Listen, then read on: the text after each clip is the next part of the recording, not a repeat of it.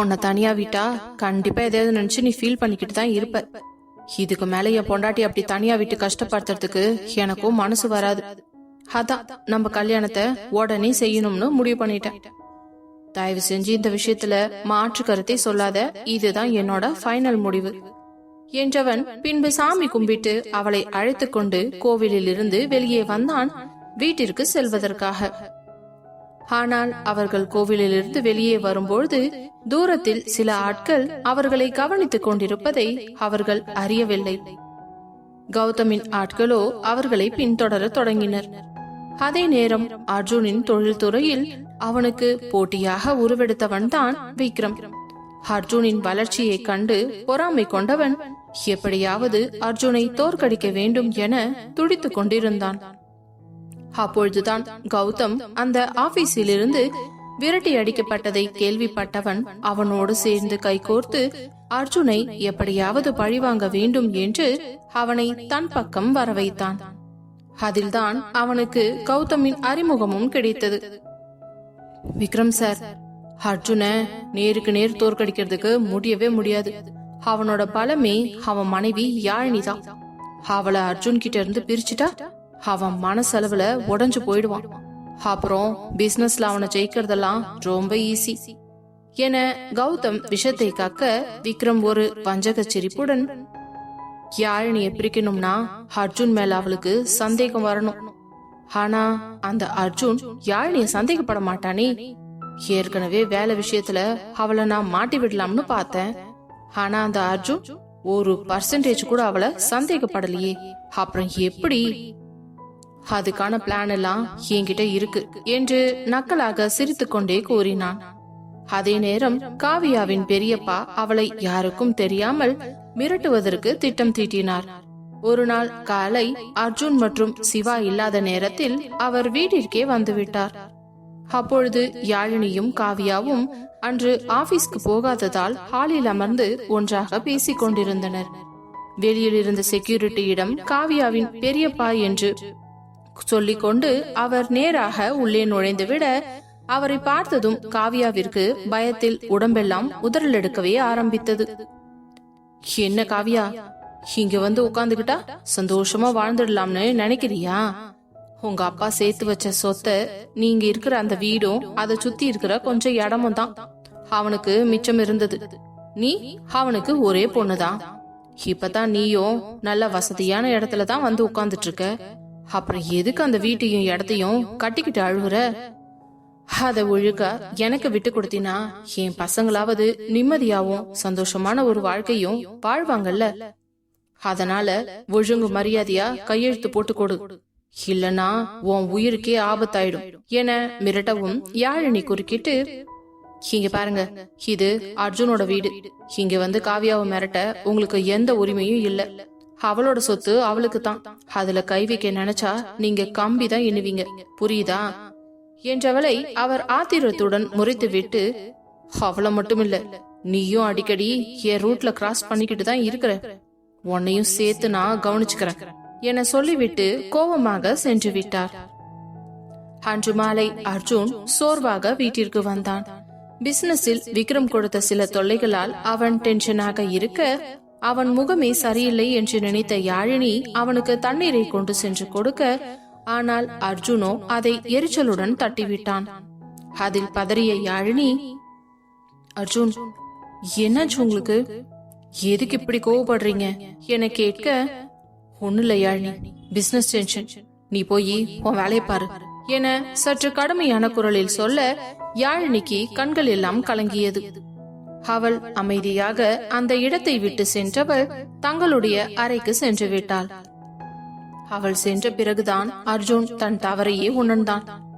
ச்சே, தேவையில்லாம யார் மேலேயோ இருக்கிற கோவத்தை இவ மேல காட்டிட்டனே என்று உண்மையில் மனம் வருந்தியவன் அவளிடம் மன்னிப்பு கேட்பதற்காக அறைக்கு செல்ல, அங்கு யாழினி கண்கலங்கியபடியே பால்கனி ஓரமாக நின்றிருந்தாள்.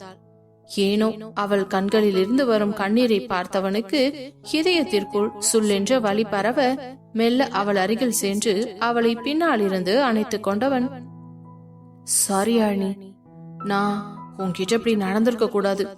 அந்த விக்ரம் பண்ண வேலையினால என் நிதானமே எழுந்துடுச்சுடி என அவளது தோளில் முகம் புதைத்து கொண்டான்.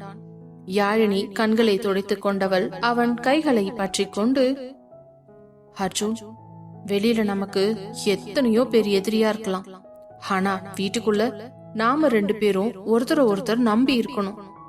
உங்களோட கோவம் வருத்தம் எல்லாத்தையும் என்கிட்ட சொல்லுங்க, ஆனா என்னை விட்டு மட்டும் விலகிடாதீங்க அர்ஜுன் என்று கண்ணீரோடு கூறினாள். பட்டென்று அர்ஜுன் அவளை தன் பக்கம் திருப்பியவன், யாழினி, உன்னை விட்டு நான் எப்படி விலகுவேன்? நீ தாண்டி என்னோட உயிர் என சொல்லி அவளது நெற்றியில் நீண்ட முத்தமிட்டு சமாதானம் செய்தான். இந்த குழப்பங்களுக்கு இடையில் சிவா காவியாவை ஒரு அழகான இடத்திற்கு அழைத்து சென்றான். அவளது மனப்பயத்தை போக்குவதற்காக அவன் செய்யும் சின்ன சின்ன விஷயங்கள் கூட காவியாவை நெகிழ வைத்தது. இங்க பாரு காவியா, உங்க பெரியப்பாவை பத்திலாம் நீ கவலைப்படாத. அந்த விஷயத்த நானும் அர்ஜுனும் பாத்துக்கிறோம். நீ பயப்படாம ஆபீஸ்க்கு போயிட்டு வா, சரியா? அப்புறம் இங்க பாரு என சொல்லி ஒரு மோதிரத்தை நீட்டினான். இது என்ன சிவா, மோதிரம்? ஆமாண்டி, நிச்சயதார்த்தத்துக்கு முன்னாடியே இது உனக்கான என் அன்பு பரிசு. என் வாழ்க்கையில நீ வந்ததுக்கு பிறகுதான் காதலோட அர்த்தமே எனக்கு புரிஞ்சுது என அவளது விரலில் மோதிரத்தை மாட்டிவிட காவியா வெட்கத்துடன் அவன் தோளில் சாய்ந்து கொண்டாள். விக்ரம் அர்ஜுனின் ஆபீஸில் வேலை செய்யும் ஒரு பெண்ணை விலை பேசி தன் பக்கம் இழுத்து கொண்டவன், இங்க பாருமாயா, நீ அந்த அர்ஜுனுக்கு உன் மேல ஒரு காதல் மயக்கத்தை உருவாக்கணும். யாழினிக்கு அர்ஜுன் மேல சந்தேகம் வர்ற மாதிரி சில போட்டோக்களையும் எடுக்கணும். இத செஞ்சா உனக்கு எவ்வளவு பணம் வேணாலும் தர என ஆசை காட்டினான். ஐயோ, என்ன சார் சொல்றீங்க? இது அர்ஜுன் சாருக்கு தெரிஞ்சதுன்னா ரொம்ப பெரிய பிரச்சனையாயிடும். அதுக்கப்புறம் என்னால அந்த கம்பெனில ஒர்க் பண்ணவே முடியாது.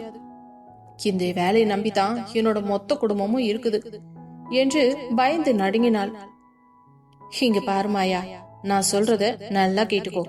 இந்த விஷயத்த மட்டும் நீ கரெக்டா செஞ்சு முடிச்சினா நீ எதிர்பார்க்காத அளவுக்கு உனக்கு நான் பணம் கொடுப்பேன். அதுவும் பத்தல, உன் குடும்பத்துக்காக உனக்கு ஒரு வேலை வேணும்னு நீ நினைச்சாலும் அர்ஜுன் அந்த கம்பெனில இருந்து உன்னை துரத்திட்டான்னா நீ தாராளமா என்னோட கம்பெனில வந்து ஜாயின் பண்ணிக்கலாம். நீ அங்க என்ன வேலை பார்த்துக்கிட்டு இருந்தியோ அதே வேலைய என்னோட கம்பெனில நான் போட்டு கொடுப்பேன். இதுக்கு மேல உனக்கு வேற என்ன வேணும் என்றதும் மாயாவும் பணத்திற்கு ஆசைப்பட்டு சம்மதித்தாள். ஒரு நாள் இரவு அர்ஜுன் யாழினியை அணைத்தபடி மொட்டை மாடியில் நிலவை பார்த்து கொண்டிருந்தவன், யாழினி, நமக்கு நாளுக்கு நாள் எதிரிகள் அதிகமாயிட்டாங்கல்ல. காவியாவோட பெரியப்பா, தொழில விக்ரம், அப்புறம் அந்த கௌதம், கைலாஷ், மீரா, இவங்கள யாராவது உன்கிட்ட வந்து என்ன பத்தி தப்பா சொன்னாலோ இல்ல ஆதாரங்களை காட்டினாலோ அத மட்டும் நம்பிடாதடி. என் கண்ணை மட்டும் பாரு, அதுல உன் முகம் மட்டும் தாண்டி தெரியும் என உண்மையாகவே வருத்தமாக சொன்னான். யாழினி சிரித்துக்கொண்டே, அர்ஜுன், நான் உங்களை நம்பாம வேற யார நம்ப போற சொல்லுங்க? யார் என்ன சூழ்ச்சி செஞ்சாலும் நம்ம காதல பிரிக்கவே முடியாது என உறுதியாக கூறினார். அதே நேரம் தூரத்தில் நின்றபடி கௌதம் இவர்களின் நெருக்கத்தை வன்மத்துடன் புகைப்படம் எடுத்துக் கொண்டிருப்பதை அவர்கள் கவனிக்கவில்லை. அலுவலகத்தில் விக்ரம் அனுப்பிய அந்த புதிய பெண் மாயா அர்ஜுனை நெருங்குவதற்கு முயற்சி செய்து கொண்டிருந்தாள். யாழினி அர்ஜுனுடைய கேபினில் இருந்து எழுந்து வெளியே செல்லும் நேரம் பார்த்து மாயா ஏதோ சந்தேகம் கேட்பது போல உள்ளே அர்ஜுனின் அறைக்குள் நுழைந்தவளோ, மே ஐ கமின் சார் என்றதும் எஸ் கமின் என்று அர்ஜுன் கூற உள்ளே நுழைந்தவள் அவன் அருகே சென்று நின்று ஒரு ஃபைலை காட்டி சந்தேகம் கேட்டாள்.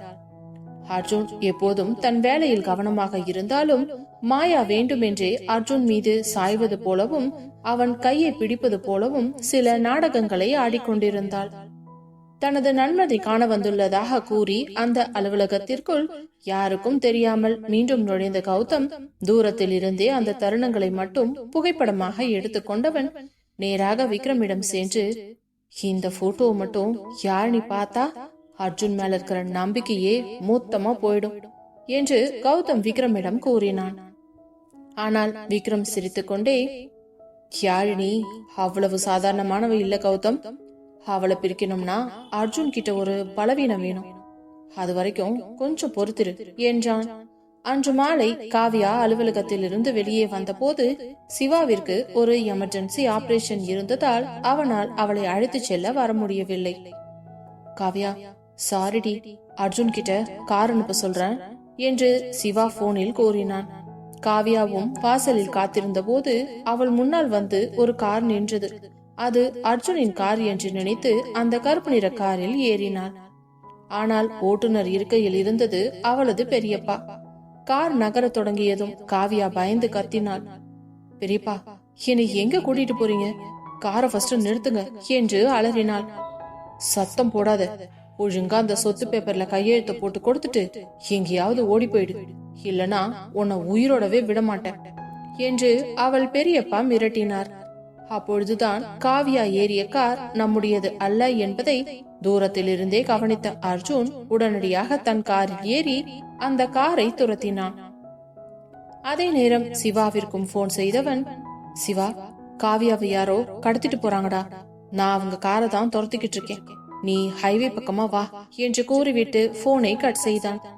ஒரு வெறி பிடித்த சினிமா காட்சி போலவே துரத்தல் வேட்டை நடந்து கொண்டிருக்க அர்ஜுன் தனது காரை அவர்கள் காருக்கு குறுக்கே விட்டு வழிமறித்தான்.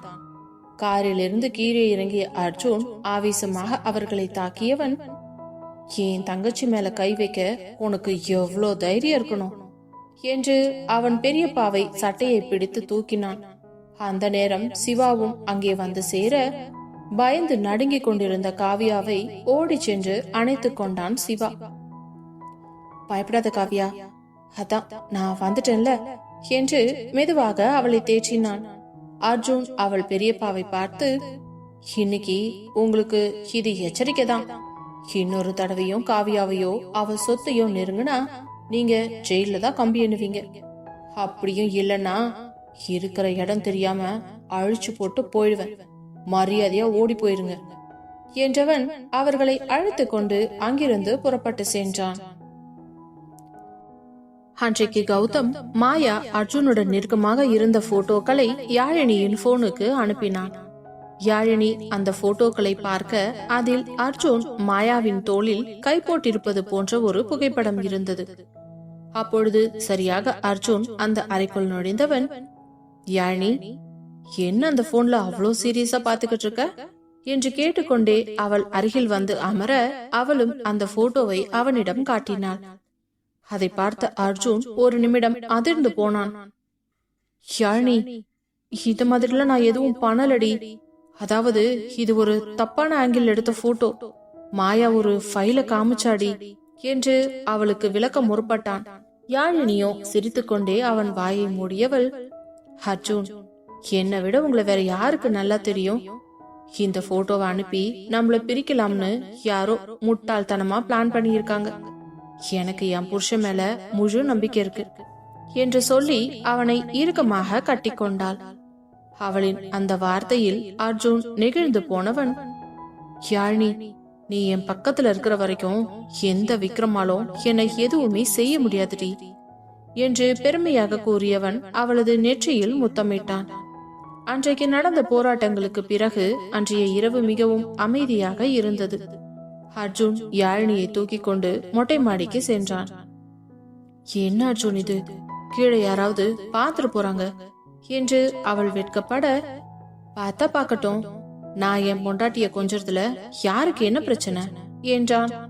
இருவரும் நிலவின் ஒளியில் நீண்ட நேரம் அமர்ந்து பேசிக் கொண்டிருந்தனர். யாழினி, கூடி சீக்கிரமாவே சிவா காவியா கல்யாணத்தை முடிச்சிடணும், அதுக்கப்புறம் தான் எனக்கு நிம்மதியா இருக்கும் என்றான் அர்ஜுன். யாழினி அவன் மார்பில் சாய்ந்து கொண்டு, கண்டிப்பா அர்ஜுன், காவியா ரொம்ப கஷ்டப்பட்டுட்டா, இனி அவங்க வாழ்க்கையில சந்தோஷம் மட்டும்தான் இருக்கணும் என்றாள். அதற்கு அடுத்து வந்த நாட்களில் சிவா மற்றும் காவியாவின் திருமண ஏற்பாடுகள் அர்ஜுன் தலைமையில் மிக பிரம்மாண்டமாகவே தொடங்கியது. அர்ஜுன் காவியாவை தன் தங்கையாகவே நினைத்ததால் அந்த திருமணத்தில் எந்த குறையும் இருக்கக்கூடாது என்பதில் மிகவும் உறுதியாகவே இருந்தான். வீடு முழுவதும் பூக்களாலும் விளக்குகளாலும் அழகாக அலங்கரிக்கப்பட்டிருந்தது. யாழினியும் காவியாவும் பட்டுப்புடவைகளை தேர்வு செய்து கொண்டிருந்தனர். காவியாவின் முகத்தில் நீண்ட நாட்களுக்கு பிறகு ஒரு முழுமையான சந்தோஷம் தெரிந்தாலும் உள்ளூர ஒரு சிறு பயம் இருந்து கொண்டேதான் இருந்தது. என்னடி யோசனை என்று கேட்டபடி யாழினி அவள் அருகில் வந்து அமர, இல்லை யாழினி, எல்லாமே கனவு மாதிரி இருக்கு, இந்த சந்தோஷம் அப்படியே நீடிக்குமான்னு தெரியலடி என்றாள் காவியா. கண்டிப்பா நீடிக்குண்டி, இதோ உன் அண்ணா அர்ஜுன் இருக்காரு, உன் நிழலா சிவா அண்ணாவும் இருக்காரு, உனக்கு எந்த குறையும் வராதுடி என்று யாழினி அவளுக்கு நம்பிக்கையை ஊட்டினாள்.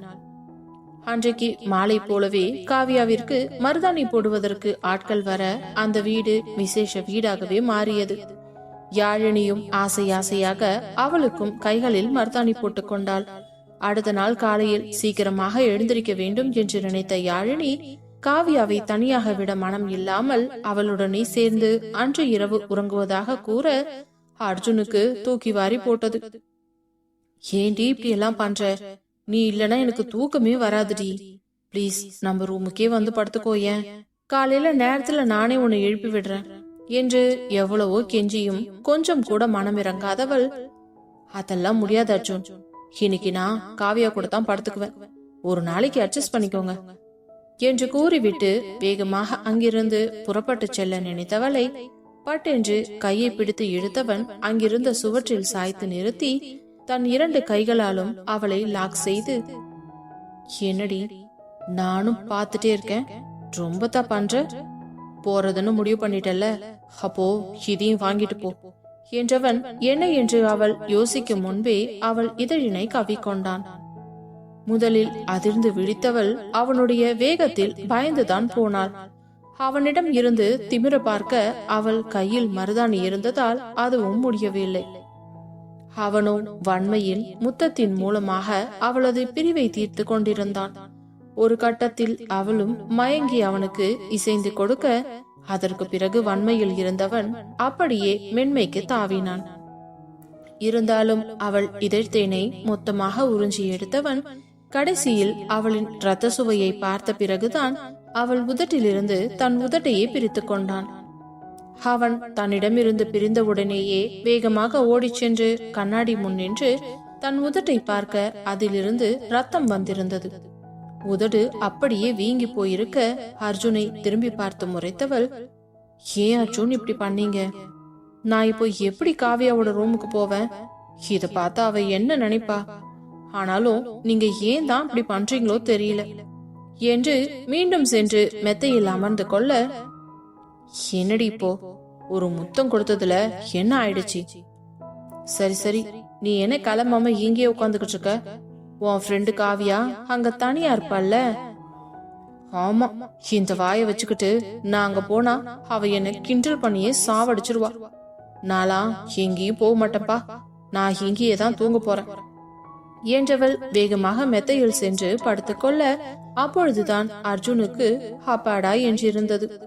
அவன் மனதிற்குள்ளேயே, இப்பதான் நம்ம திட்டம் செம்மையா வேலை செஞ்சிருக்கு, எவ்வளோ ஒரு திமிரு இருந்தா என்னை விட்டுட்டு காவியா ரூம்ல போய் படுப்பேன்னு சொல்லுவா, இவ பாட்டுக்கு போயிடுவா, இவளுக்கு என்ன வந்துச்சுன்னு, என் நிலைமைய கொஞ்சமாச்சும் யோசிச்சு பார்த்தாளா, மொவளை உன்னை எப்படி வழிக்கு வர வைக்கணும்னு எனக்கு தானே தெரியும் என்றவன் வேகமாக கட்டில் அருகே சென்று அவளை திருப்பி அவள் மேல் படர, அவளோ, ஐயோ அர்ஜுன், கையில மருதாணி வச்சிருக்கேன் விடுங்க, இல்லனா உங்க ட்ரெஸ்ல கரப்பட்டுடும் என்று கத்த, அதை எதையுமே காதில் வாங்கி கொள்ளாதவன் அதற்கு மேல் அவளை பேச விடாமல் அவள் இதழில் தன் இதழினை அழகாக பொருத்தி கொண்டான். தன் நாவினால் அவள் நாவினை சுழட்டி எடுக்க பெண் அவளோ சொக்கித்தான் போனாள். பிறகு இருவரது ஆடைகளையும் கலைந்தவன் அவள் முகம் முழுவதும் முத்தம் கொடுத்து பின் மெதுவாக அவளது மென்மையில் தன் இதழினை பதிக்க பெண் அவளோ துடித்துத்தான் போனாள். அடுத்ததாக அவளது லாபியில் இதழ் பதிக்க அவளோ அச்சு என்று முணங்க ஆரம்பித்தாள். அந்த முனங்களே அவனுக்கு இன்னும் வெறித்தனமான போதையை ஏற்ற அதற்கு பின் பொறுமை இல்லாதவனாக அவளது பெண்மைக்குள் நுழைந்து விட்டான். இன்றைக்கு முழுவதும் அவனுடைய கூடல் மிகவும் வன்மையாகவே இருந்தது. அவள் தன்னை அலட்சியம் செய்துவிட்டு காவியாவின் அறைக்கு செல்ல இருந்ததனால் இந்த வன்மையை அவளிடம் காட்டிக் கொண்டிருந்தான். ஏனோ இன்றைக்கு யாழினியின் முனங்கல் சத்தம் கொஞ்சம் அதிகமாகவே இருந்தது. அந்த அறை முழுவதும் அவர்கள் இருவருடைய முனங்கள் சத்தமும் வேக வேகமாக விடும் மூச்சு சத்தமும் மட்டுமே நிறைந்திருக்க, நீண்ட நேரத்திற்கு பிறகு இருவரும் வேர்வையில் மொத்தமாக நனைந்திருந்தனர். தனது கூடலில் உச்சத்தை தொட்டவன் அப்படியே அவள் மேலே விழுந்து அவள் கழுத்து வளைவில் முகத்தை புதைத்து படுத்து கொண்டவன் பிறகு மெதுவாக அவள் பக்கத்தில் சரிந்து படுக்க, உடனே யாழினியோ திரும்பி அவன் மார்பில் ஒரு முத்தத்தை கொடுத்தவள் அவன் தோள்பட்டையில் தலையை வைத்து படுத்துக்கொள்ள, அவனும் அவள் நெற்றியில் முத்தம் கொடுக்க, இருவரும் ஒருவரையொருவர் அணைத்தபடியே உறங்கி போயினர். அடுத்த நாள் காலையில் முகூர்த்த கால் நடும் விசேஷம் நல்லபடியாக முடிந்து காவியாவிற்கு நலங்கும் வைக்கப்பட்டது. யாழினியின் அப்பாவும் மித்ரனும் காலையிலேயே வந்துவிட்டனர். வீடே கலகலவென்று இருக்க அன்று மதியம் அனைவரும் கிளம்பி மண்டபத்திற்கு சென்றனர். திருமண மண்டபத்தின் வெளியே ஒரு காரில் அமர்ந்து கௌதமும் விக்ரமும் பேசிக் கொண்டிருந்தனர். விக்ரம் சார், கல்யாணம் அன்னைக்கு எல்லாரும் ரொம்ப பிஸியா இருப்பாங்க. அந்த நேரத்துல அர்ஜுனோட கவனத்தை திசை திருப்பிட்டு காவியாவை மட்டும் தனியா புடிச்சு அந்த சொத்து பத்திரத்துல கையெழுத்து வாங்கிடலாம் என்றான் கௌதம். பெரியப்பாவும் அவர்களுடன் இணைந்து கொண்டார். அவ கையெழுத்து மட்டும் போட்டுட்டா போதும், அதுக்கப்புறம் இந்த அர்ஜுன் என்ன பண்ணுவான்னு பாப்போம் என்று வஞ்சகமாக சிரித்தார். கல்யாணத்தில் கூட்டம் அலைமோதி கொண்டிருந்தது. அர்ஜுன் விருந்தினர்களை கவனித்துக் கொண்டிருந்தாலும் அவனது கண்கள் என்னவோ அடிக்கடி யாழினியை தேடிக்கொண்டே இருந்தது. பட்டு சேலையில் பேரழகியாக வலம் வந்த யாழினியை யாரும் பார்க்காத நேரம் பார்த்து அர்ஜுன் ஸ்டோர் ரூம் பக்கமாக இழுத்து சென்றான். ஐயோ அர்ஜுன், என்ன பண்றீங்க? யாராவது பாத்துட்டு போறாங்க என்று யாழினி பதறினாள். பார்த்தா பாக்கட்டும் யாழினி, இன்னைக்கு நீ ரொம்ப அழகா இருக்கடி. இந்த தாலி, பொட்டு, சேலை எல்லாம் உனக்கு தனி லட்சணத்தை கொடுக்குது என்று அவளை சுவற்றோடு சாய்த்தவன் அவளது இடையை சுற்றி வளைத்து தன் முகத்தை அவள் கழுத்தோரம் புதைத்தான். யாழினிக்கு பலமாக மூச்சு வாங்கியது. அர்ஜுன், இது கல்யாண வீடு, கொஞ்சம் அடக்க ஒடுக்கமா இருங்களேன் என்று அவள் செல்லமாக மார்பில் கை வைத்து தள்ள, என் பொண்டாட்டி கிட்ட நான் என்ன வேணா பண்ணுவேண்டி என்று கூறி அவளது நெற்றியில் அழுத்தமாக முத்தமிட்டு அவள் இதழ்களின் ஓரம் தன் விரல்களால் வருடினான். அந்த சிறிய இடைவெளி அவர்களுக்குள் ஒரு பெரிய மின்சாரத்தை பாய்ச்சியது. மறுபுறம் சிவா காவியாவை தனிமையில் சந்தித்தான். காவியா, நாளைக்கு இந்த நேரத்துல நீ ஏன் அதிகாரப்பூர்வமான மனைவியாகியிருப்ப. உன்னை துளி கூட கஷ்டம் தெரியாம பாத்துப்பேண்டி என்றான் அவனது கைகளை பற்றி. எனக்கு தெரியும் சிவா, ஆனா அந்த பெரியப்பா மேல எனக்கு ஒரு பயம் இருந்துகிட்டே இருக்கு. நீ கவலைப்படாதடி, அவர் வர்றதுக்கு முன்னாடியே நாம அவரை எப்படியாவது தடுத்துருவோம், சரியா? இப்போதைக்கு நீ அந்த பயத்தை விட்டுரு. நாளைக்கு என் பொண்டாட்டி தான் உலகத்திலேயே அழகா இருக்கணும் என சொல்லி அவளுக்கு ஒரு சிறிய வைர மோதிரத்தை பரிசளித்தான். பிறகு 7 மணிக்கு மேல் ரிசப்ஷன் கோலாகலமாக தொடங்கியது. மித்ரன் ஒவ்வொரு வேலையையும் ஓடி ஓடி செய்து கொண்டிருக்க, யாழினி அப்பாவும் அவரால் முடிந்த அளவுக்கு உதவி செய்தார். ஆனால் அர்ஜுன் அனைத்திற்கும் ஆட்களை ஏற்பாடு செய்து வைத்திருந்ததால் யாருக்கும் பெரிய அளவில் வேலை இல்லை. சிவாவின் அப்பா அம்மாவிற்கு தன் மகனை மனக்கோலத்தில் பார்ப்பது எத்தனை வருட கனவு. அது இன்று நிறைவேறியதில் அவர்கள் உள்ளுக்குள் மகிழ்ச்சி அடைந்தனர். தன் மகனையும் மருமகளையும் வைத்த கண் வாங்காமல் பார்த்து கொண்டிருந்தவர்கள் அதோடு வந்திருந்த உறவினர்களையும் விழுந்து விழுந்து கவனித்தனர். வந்திருந்த உறவினர்கள் அனைவரும் காவியாவை பற்றி ஆஹா ஓஹோ என்று புகழ்ந்து பேசினர். பரவாயில்ல, உங்க பையனுக்கு கல்யாணம் லேட் ஆனாலும் அழகா ஒரு மருமகளை தான் புடிச்சிருக்கீங்க. சிவாவுக்கு ஏத்த ஜோடி இந்த பொண்ணு. ஆனா இந்த பொண்ணு சைட்ல யாரும் சொந்தக்காரங்களே இல்ல போல இருக்கே என்று கேட்க, இல்லைங்க, இப்பதான் கொஞ்ச நாளைக்கு முன்னாடி அந்த பொண்ணோட அப்பா அம்மா இறந்து போயிட்டாங்க. அதுவும் இல்லாம என் மருமக சைடுல இருக்கிற சொந்தக்காரவங்க யாரையும் எங்களுக்கு கூப்பிடுறதுக்கு துளியும் விருப்பம் இல்ல. அதான். சரிங்க, ரொம்ப சந்தோஷம் என்று அங்கிருந்து நகர போக, காலையில கல்யாணத்துக்கு அவசியம் எல்லாரும் வந்துடணும், இப்போ சாப்பிட்டுட்டு போங்க என்று அனைவரையும் பார்த்து பார்த்து கவனித்தனர். அர்ஜுனும் யாழினி பின்னாலேயே குட்டி போட்ட பூனையை போல சுற்றி கொண்டிருந்தான். அதை பார்த்தபடி மேடையில் இருந்து சிரித்த காவ்யா சிவாவிடம், சிவா, இங்க பாருங்க அர்ஜுன் பாச, அநியாயத்துக்கு என் ஃப்ரெண்டோட பின்னாடியே சுத்திக்கிட்டு இருக்காரு. இங்க மண்டபத்துல எவ்வளோ வேலை இருக்கும், அதெல்லாம் விட்டுட்டு இப்படி பொண்டாட்டி பின்னாடியே சுத்துறாரே, இவரை என்ன சொல்றது? என்னடி, என் ஃப்ரெண்ட கிண்டல் பண்றியா? எப்படியும் நம்ம கல்யாணத்துக்கு அப்புறம் நானும் இப்படித்தானே சுத்திக்கிட்டு கிடக்க போறேன். அப்போ என்னையும் வேற யாராவது கிண்டல் பண்ணுவாங்கல்ல? இந்த பொண்ணுங்களுக்கு பின்னாடி வந்தாலும் பிரச்சனை, வரலைனாலும் பிரச்சனை என்று அவள் தோளில் இடிக்க அவளோ வெட்கத்துடன் கீழே தலை குனிந்து கொண்டாள். அடியே, இன்னைக்கே எல்லா வெக்கமும் படாதடி, நாளைக்கு நம்ம ஃபர்ஸ்ட் நைட்டுக்கும் கொஞ்சம் வெக்கப்படுறதுக்கு மிச்சம் வச்சுக்கோ என்றதும் அவள் முகம் மருதாணியை பூசியது போல சிவந்து விட்டது. சிவா ப்ளீஸ், இப்படியெல்லாம் பேசாதீங்க. அடியே, இப்படியெல்லாம் பேசணும்டி, அப்பதான் ஒரு மாதிரி கிக்கா இருக்கும். நாளைக்கு நைட்டு வரைக்கும் உன்னை இப்படியே பாத்துக்கிட்டு தான் இருக்கணுமா? என் நிலைமைய கொஞ்சம் நீ நினைச்சு பாத்தியாடி? காலையில கல்யாணம் முடிஞ்சதுன்னா எதுக்கு ஃபர்ஸ்ட் டே வைக்காம ஃபர்ஸ்ட் நைட்ட வைக்கிறாங்க? ஃபர்ஸ்ட் டேவே வச்சுட்டா எனக்கும் சௌரியமா இருக்குமில்ல என்றதும், ஆனாலும் நீங்க ரொம்ப அநியாயம் பண்றீங்க சிவா என்று அவனுடைய கைகளை பிடித்து கிள்ள, ஆ வலிக்குதுடி, எதுக்கு இப்படி கிள்ளன? ஆமா, திரும்பவும் இப்படி எல்லாம் பேசினா அடுத்தது எங்க புடிச்சு கிள்ளுவேன்னு எனக்கே தெரியாது. ஒழுங்கா அமைதியா நின்னுக்கோங்க என்று கூற, அதற்கு பிறகு அவன் வாயை திறப்பானா என்ன? ஒரு வழியாக ரிசப்ஷன் நல்லபடியாக முடிந்து 2 ஜோடிகளும் விதவிதமாக போட்டோக்களை எடுத்துக்கொண்டனர்.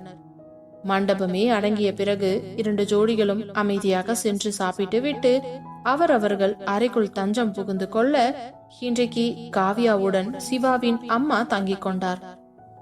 சிவாவுடன் அவனது அப்பா தங்கிக் கொள்ள, யாழினியும் அர்ஜுனும் ஒரு அறையில் தங்கிக் கொண்டனர். பிறகு மித்ரனுக்கும் அவன் அப்பாவிற்கும் ஒரு அறை கொடுக்கப்பட்டது. அவரவர்கள் அலுப்பில் அறைக்கு சென்று விட, அதற்கு பிறகு நடக்க இருக்கும் விபரீதம் தெரியாமல் அனைவரும் நிம்மதியாக உறங்கச் சென்றனர்.